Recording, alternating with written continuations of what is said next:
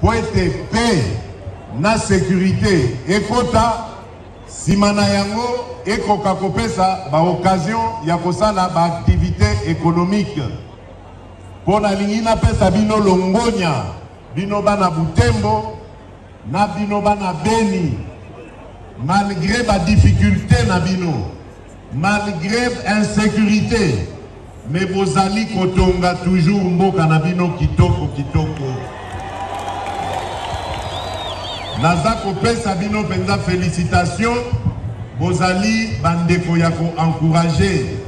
Tango nazali komona ba Congolais bazali na esprit ya entreprise lokola ya bino, ezali kopesa ngai fierté na makasi ya kokoka kosalisa bino mboka ekende liboso.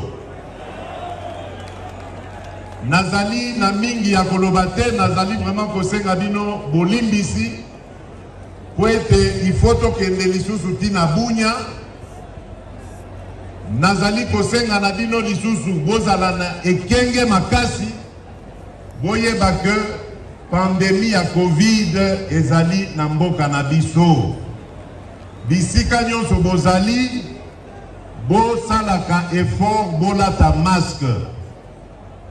Na Beni esika na uti na utaki ko annuler rassemblement populaire lokola oyo po ete nazalaki kobanga bana mboka bazala pembeni ndenge bozali wana bapesa na virus wana. Bosala attention, tozali siko na troisième vague ya virus na Congo.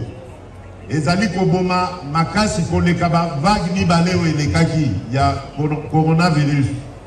Bozala très prudent, bosala effort, bolataka ba masque, bosokolaka maboko, se protéger bandeko na ngai, parce que nous avons besoin de vous. Congo ezan a besoin na bino.